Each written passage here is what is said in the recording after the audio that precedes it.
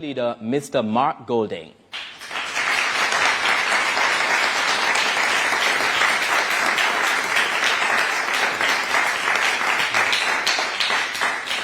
Representing the Jamaica Labour Party is Party Leader Dr. Andrew Holness.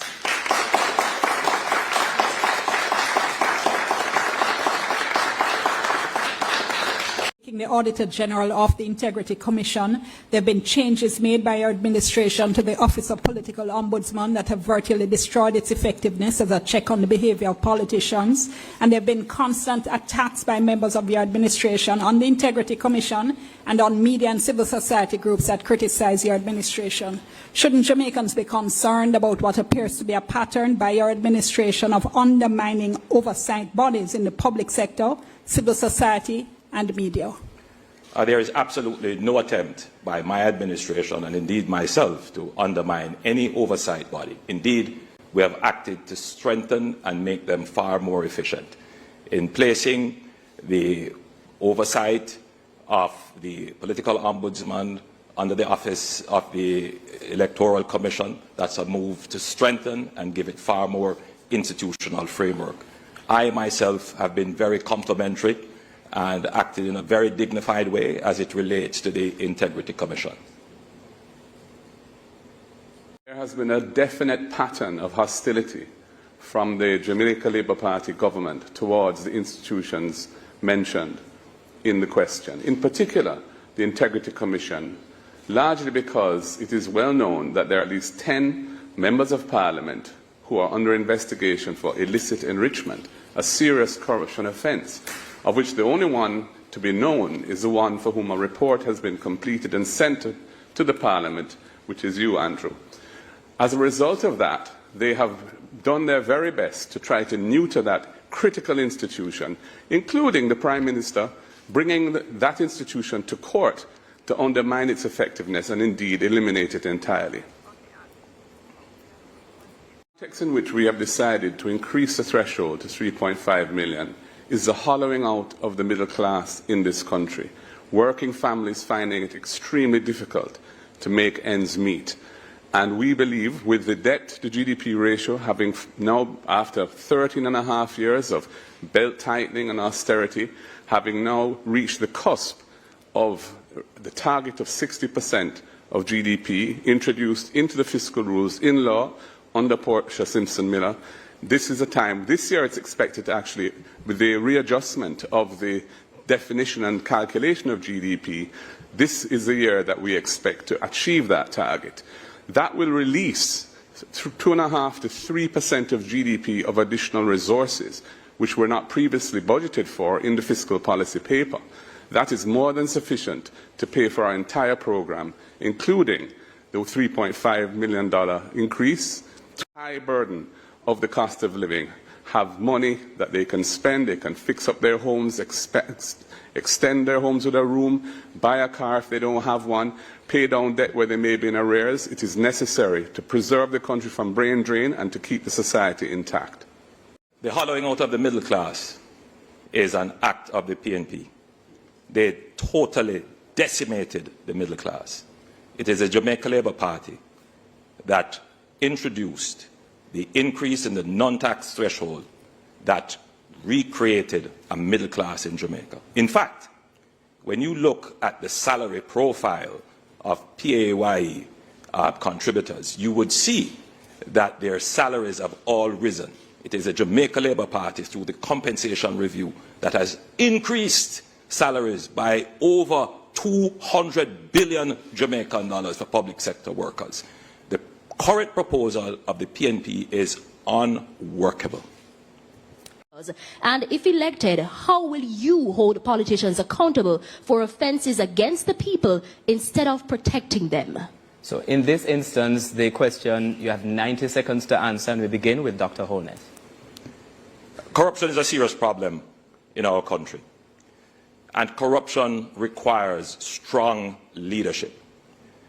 From my position as Prime Minister, I have taken action against any member of my political party that has been involved or accused of anything that suggests corruption. In my own case, I have been investigated for a year with an expert forensic auditor. The findings of that report have suggested no corruption. There have been no charges. Every aspect of my report, every aspect of my personal life and my personal financial details are in the public domain. I am the politician about which Jamaica knows the most. And therefore, I am the politician who can stand with the greatest moral authority to treat with any matter that is considered corrupt, as I have done in the past. And I want to give this assurance to the Jamaican people that you know me, you know about me, you can trust me, and you know that I stand against corruption. Of 28 bank accounts, that you received several $1 million in cash deposits from anonymous donors in your bank account, that your companies had transactions of over $400 million, several thousand transactions between them, and that Positive Jamaica Foundation, a non-profit which you are intimately connected with, provided resources which you use for personal investments through your personal company. We have signed the Leadership Code of Conduct developed by Integrity Commission. All of our spokespersons and myself have signed. None of your people have signed it. I am committed to ensuring that all members of the executive, when we form government, will have their Integrity Commission declarations published, not just the leader of the opposition and what should happen, but hasn't happened in your case because you're not certified, the Prime Minister. So the whole question that has been asked is an excellent question.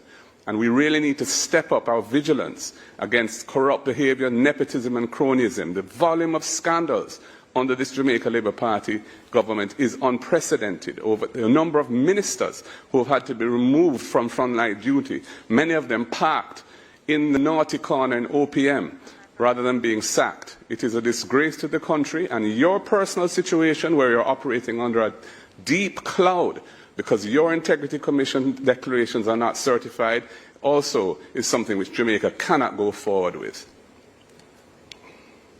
The paper does project over the next 3 years some $160 billion of additional revenue. The degree to which there are accompanying expenses will depend on how we manage the expense side of the budget.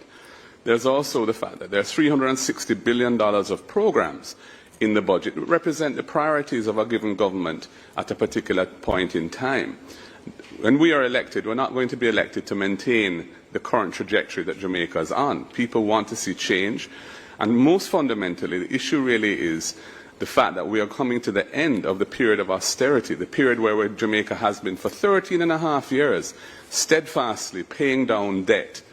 So that the debt to GDP ratio, which we inherited at 147%. Why? Your research into this matter, I respect the question, is incomplete. At the calling of the 2020 general elections, I explained to the public in Parliament that our government actually started work on fixed election date, and we found that it was inconsistent with our constitutional arrangement. Fixed election date. Ring fencing the NHT, they have taken over $130 billion out of the NHT. Cannot be trusted. Just Promise. Why? Your research into this matter, I respect the question, is incomplete. At the calling of the 2020 general elections, I explained to the public in Parliament that our government actually started work on fixed election date, and we found that it was inconsistent with our constitutional. Take into account increase in expenditure that's also projected, as well as low growth rates that no government in recent years has managed to overcome. Isn't it true that your numbers just don't add up? The fiscal policy paper does project over the next 3 years some $160 billion of additional revenue. The degree to which there are accompanying expenses will depend on how we manage the expense side of the budget. There is a song which says, when the rum tells you you're a big dancer. I don't know what the leader of the opposition was drinking. Firstly, the debt to GDP for this fiscal year is not projected to be 60%. It is projected to be 65% thereabouts. If the leader of the opposition is depending on growth to provide the revenues for $75 billion of expenditure, the country would have to grow between 8 and 10%, which has not done that since the 60s. Thirdly, yes, there are $300 billion of programs. What are these programs? Pharmaceuticals. Thank you, Dr. Holness. Thank you, Dr. Holness. Our next question is from Giovanni Dennis, and it... You said on February 7, 2016 in Sam Sharp Square, Montego Bay, within our first 100 days in government, we will start the legislative process to fix the general election date in Jamaica. 1,000 murders in 1997 and remained there for over 30 years. It is the Jamaica Labour Party in 3 consecutive years that have reduced murders by 55%. The states of public emergency worked. The states of public emergency were supported by the PNP when Peter Phillips was the leader of the opposition, and it reduced murders by 27%. Since we did not have the cooperation of the opposition, murders went up. A question must be asked. Who is responsible for the increase in murders when there was a tool that could have saved lives? It is a serious question. Confirm that you held dual citizenship and weeks for you to renounce it. Why didn't you acknowledge the issue up front, and why should Jamaicans believe you will be forthcoming with them on any issue, even if it's uncomfortable in the first instance? I didn't hesitate to acknowledge dual citizenship. I was born in Jamaica. I had a British father, and I inherited British citizenship by descent from him. And that's lawful under the laws of Jamaica, and indeed parliamentarians in Jamaica are permitted to be dual nationals. I therefore didn't consider it to be something which was problematic. However, when it was raised last year and politicized, I decided I want to know what the Jamaican people felt about it, because I thought really my response ought to be driven by them. We did an internal poll. It showed that a majority thought I should renounce, and so I did. And I renounced my British citizenship in August last year. A man who wants to represent his country must choose his country. He doesn't need to ask anyone. He should choose. And that's why we say we choose Jamaica. It is indeed of concern that it was not until your 40s, when you were becoming a minister of government, that you sought to have a Jamaican passport. It is not your birth that makes you Jamaican. It is the choices you make for your country, including supporting a process that would make a Jamaican head of state here, including getting a Jamaican passport. Our next question is from social media. Evolution of technology, especially the advent of artificial intelligence, is also a threat to the type of services that are provided through outsourcing. So we are going to have to ensure that we try and upskill our existing workforce so that they can be trained to do the type of tasks that technology isn't going to be as adept at dealing with as human beings. And we also have to provide other avenues for employment for the HEART program to encourage them to invest further in training and upskilling the workforce so they can employ more people in higher paying jobs. Right now, too many of our people are struggling in low income jobs, low wage jobs, low tech jobs. Practical and real answers instead of airy-fairy stuff. Jamaica is already positioning itself for nearshoring and friendly shoring of the recalibration of the global supply chain. And that is why we have made a massive investment in the Caymana's development and in Raintree. These are real investments that will bring production to Jamaica and jobs to Jamaica. We have already started to ensure that over 120,000 Jamaican youths can access training free of cost on the HEART. And much of that training is in support of not just BPO, but logistics. But more than that, we saw the change in technology coming and the impact it will have. And that is why we have invested in a coding and technology academy, the Amber Heart Academy, where hundreds of Jamaican youth are trained in not just the basics, but as high up as data science. Because what we want to create in our society are the trained skills that can attract the jobs that we are already negotiating for. You have a government that understands the changing global dynamics. Thank you, Dr. Putting in Holness. place measures is that Jamaica should have its own local court as its final appellate court. But I also do respect the Caribbean Court of Justice, of which we are a part of its original jurisdiction. I will say, however, that on a matter as important as this, that forms the architecture of our nation, the people must be consulted. And that is why I put in place a process that would begin these consultations in a practical and phased basis, a process which raises questions about democracy. On one hand, he does not want to consult. He wants the government to just act without consulting with the people, but then turns around and says that we are the ones undermining democracy. The leader of the opposition must be consistent. Democracy requires us to consult the people on these critical matters. Mr. Golding?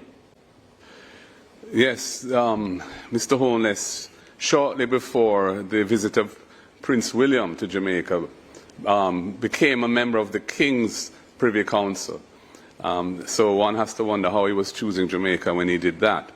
Anyway, to answer the question, we want to follow the Constitution, and the Constitution has been ruled by the Privy Council as the highest court as not requiring a referendum for the decision as to whether or not the CCJ should become the final court replacing the Privy Council. And that is what we think ought to be done.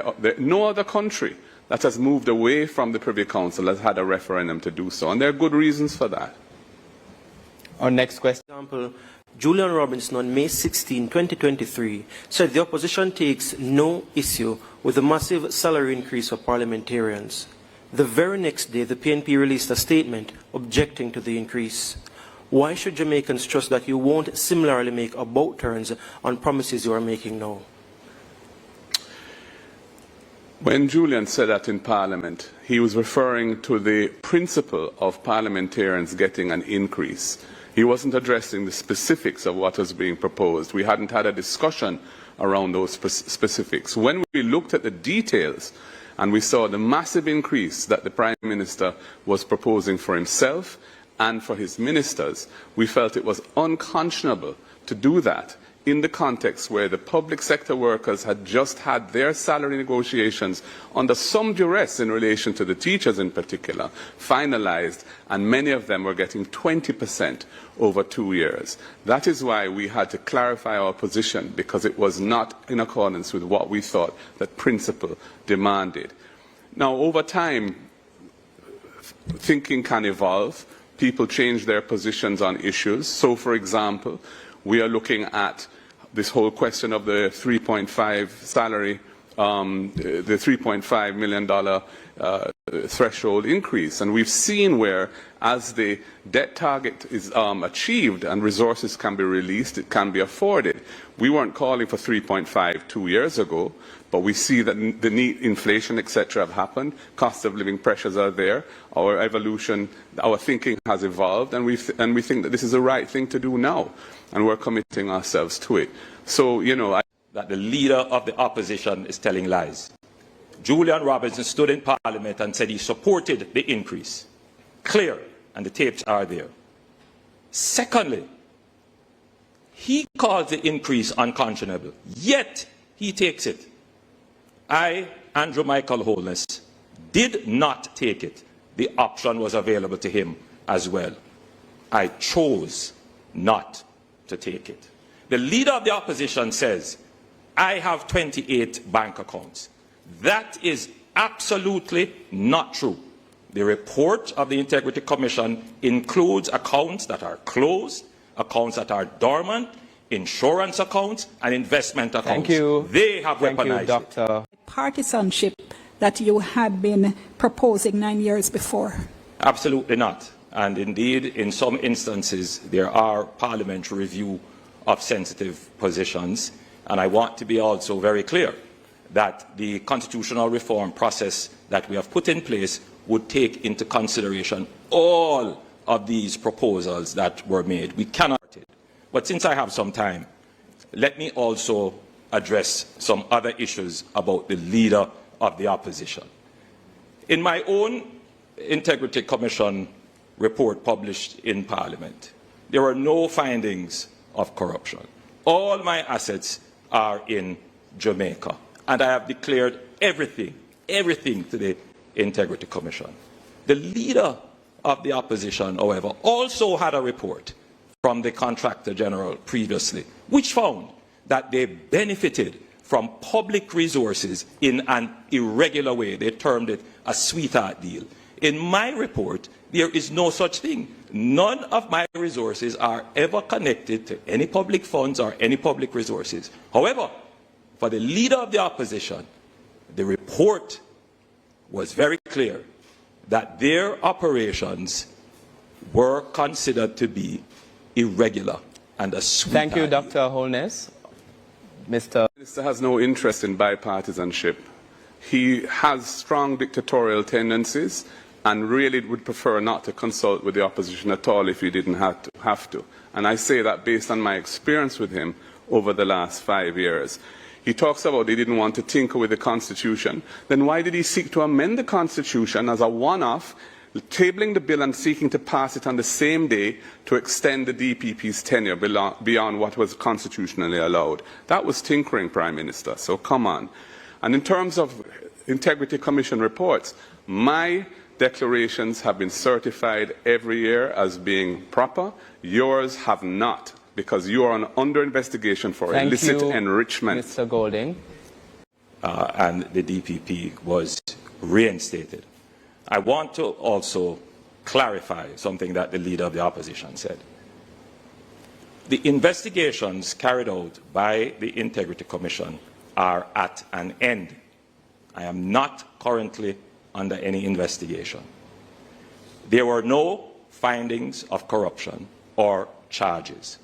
The leader of the opposition continues to try to weaponize these things because that is the only crutch he has to stand on.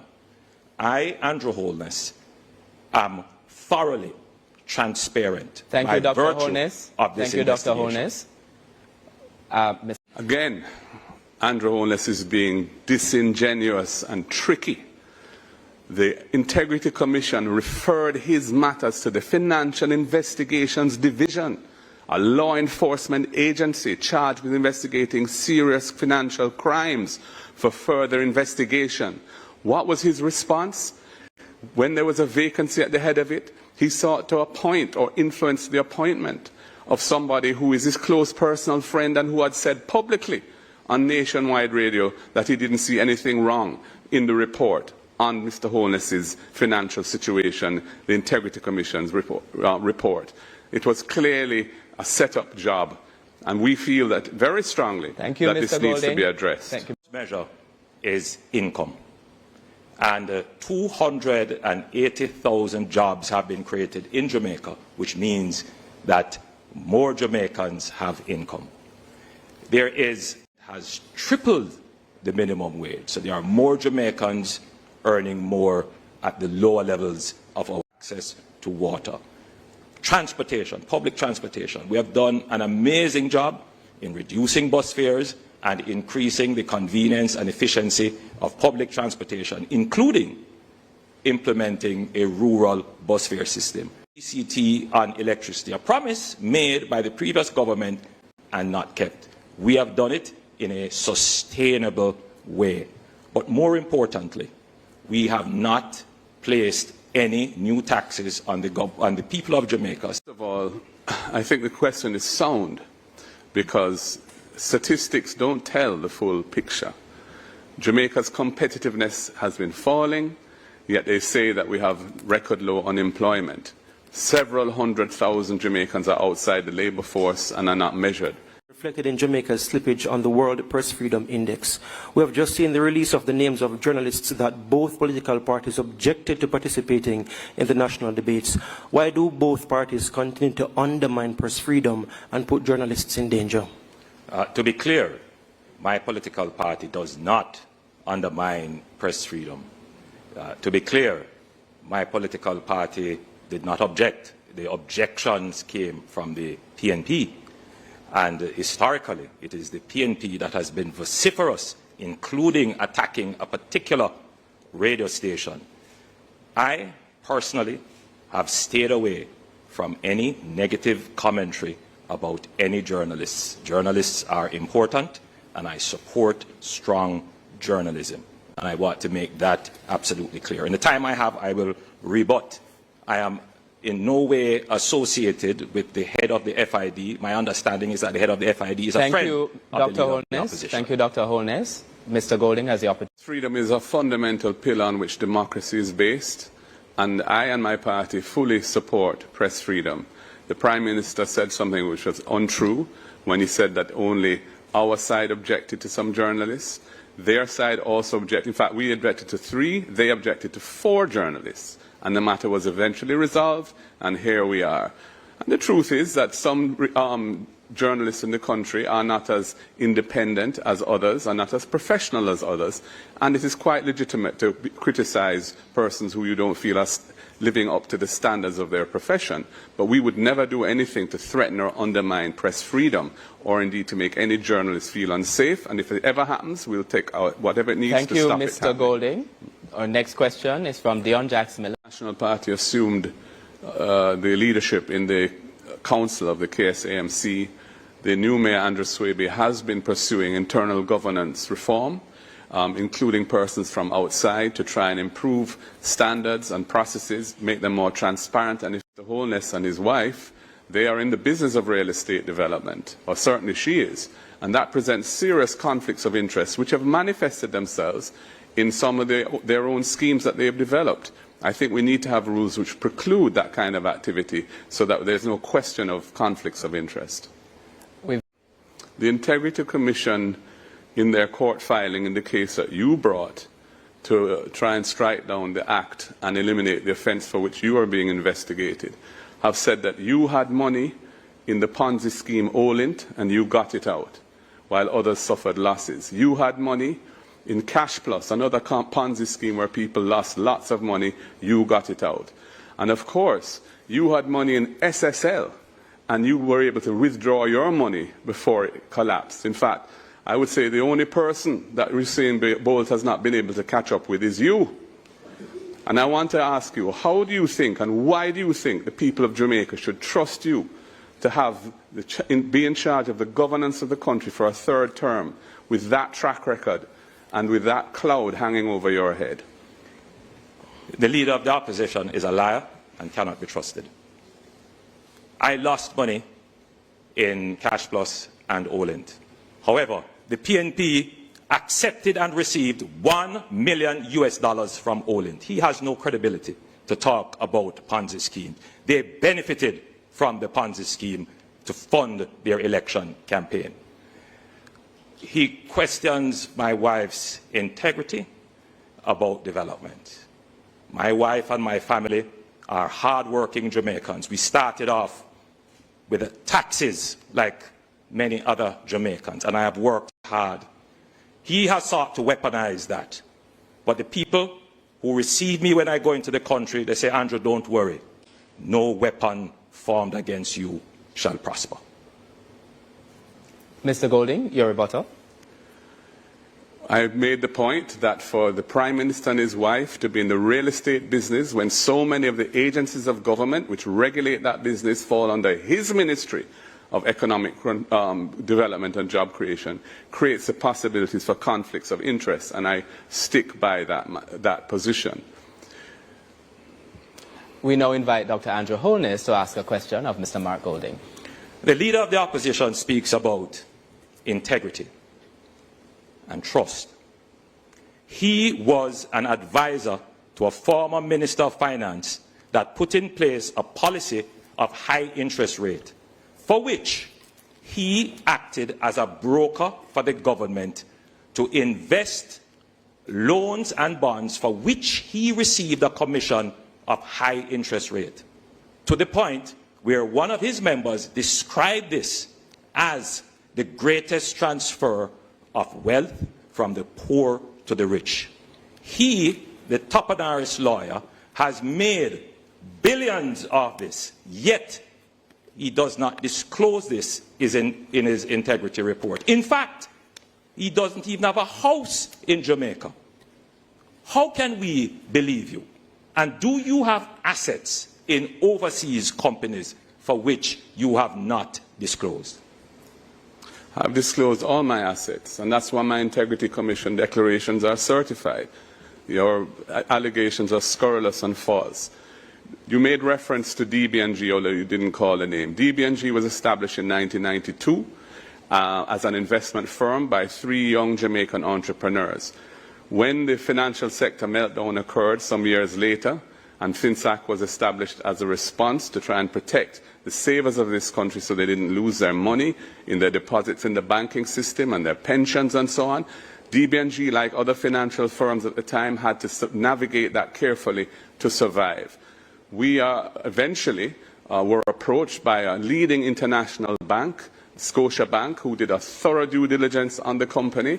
It's a listed company, where we were a listed company from inception. Our audited financial statements are public. Our quarterly financial statements are public. They looked at us inside out and upside down, found nothing, absolutely nothing untoward, and they bought the company. And we have nothing to hide on when it comes to DBNG. I would say, why is your government, having spent $200 million on this Commission of Inquiry into FinSAC, hiding the FinSAC report? Is it because you and your wife bought a house from somebody who had been FinSAC'd?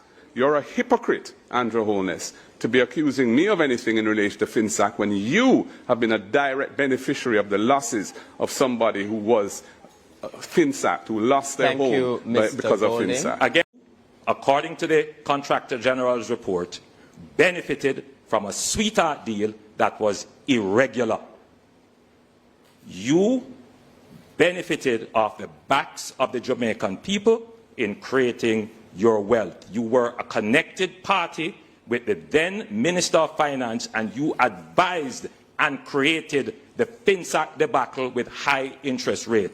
You benefited from FinSAC. I did not purchase a FinSAC house. I bought a house on the open market. And again, you come with weaponized lies. Your lies will not work. I just wanted to just make it absolutely clear that I am indeed born here as a Jamaican. Here is my birth certificate, and it shows I was born at the University Hospital on July 19th, 1965, and it's right here. I hope your camera can pick it up. And I have a copy for you, Prime Minister, right here. And I wish you could provide me with a copy of your certification, but of course you can't do so.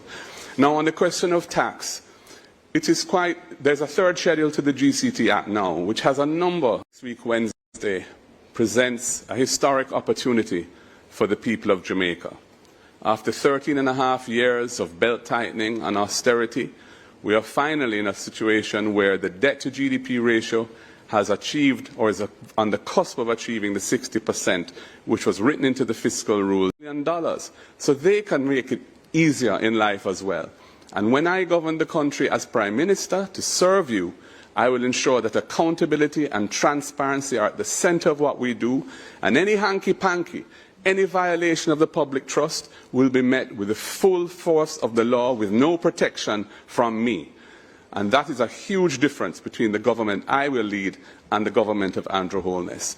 That is why I'm asking you, on Election Day, next Wednesday, vote for the People's National Party, put your ex beside the head, time come for a better life. The administration that I lead on your behalf has cut the debt in half. We have created 280,000 new jobs, brought in 85,000 persons into the labour force. We have tripled the minimum wage. We have cut murders by 55% over the last 3 years. You have had no new taxes to worry about. This administration has taken on the previously thought of impossible to solve problems, and we have solved them. We are an administration of performance.